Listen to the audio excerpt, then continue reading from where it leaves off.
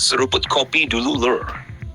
Di tengah hiruk-pikuk Singapore Airshow 2026, ada satu manuver yang sebenarnya jauh lebih strategis dibanding sekadar demo terbang atau pameran statis di apron. Leonardo, raksasa industri pertahanan Italia, resmi mengumumkan penandatanganan Letter of Intent dengan PT E-System Solutions Indonesia serta Kementerian Pertahanan Republik Indonesia untuk kerjasama pengadaan dan dukungan pesawat Leonardo M3 146F Block 20 bagi TNI Angkatan Udara. Di atas kertas, LOI ini bukan kontrak final. Tapi dalam dunia alutsista ini adalah sinyal sangat kuat bahwa pilihan sudah mengerucut. Biasanya setelah LOI, proses berikutnya tinggal negosiasi teknis, skema pembiayaan, transfer teknologi, dan timeline pengiriman sebelum kontrak pengadaan diteken resmi. Artinya, jalan Indonesia menuju M346F sudah hampir tidak bisa dibalik lagi. Kenapa ini penting? Karena selama bertahun-tahun TNI AU bergantung pada pesawat latih dan tempur ringan yang mulai menua, terutama Hawk. Platform itu berjasa, tapi secara teknologi sudah tertinggal dibanding ancaman udara modern.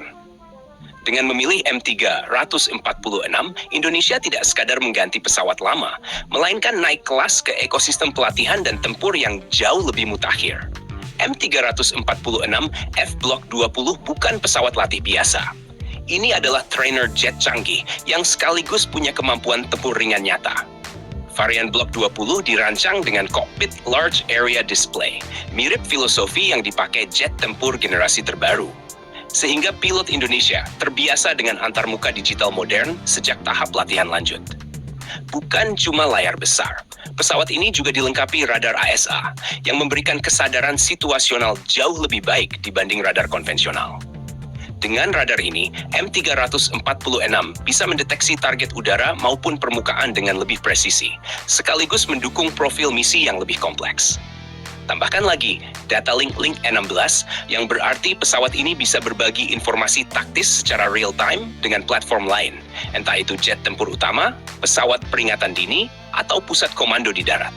Ini penting karena peperangan modern bukan lagi soal satu pesawat melawan satu pesawat, tapi soal jaringan tempur terintegrasi. Leonardo juga menawarkan paket Electronic Countermeasures yang memberi perlindungan terhadap ancaman rudal atau radar musuh.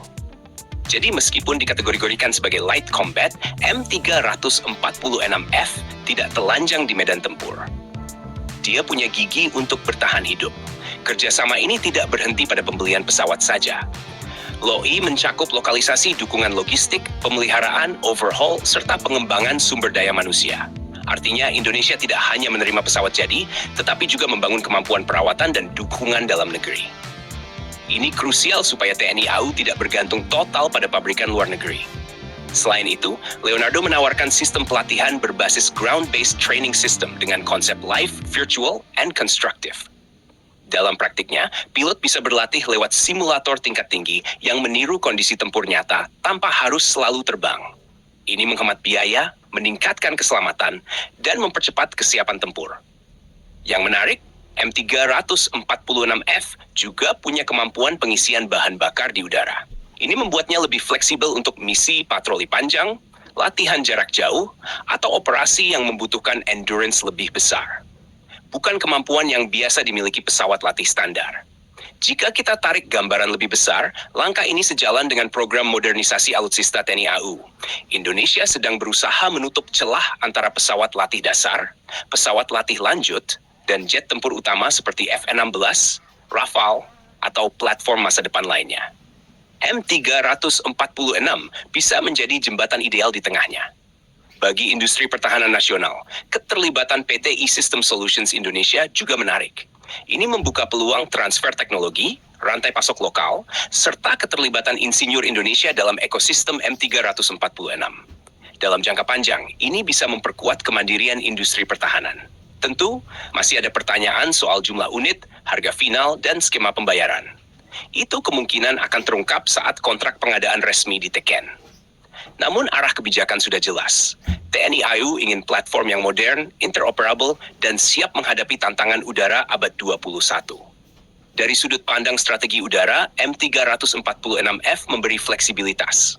Dia bisa dipakai untuk latihan lanjut, bisa dipersenjatai untuk misi udara ke udara terbatas, dan bisa menjalankan peran udara ke permukaan jika diperlukan.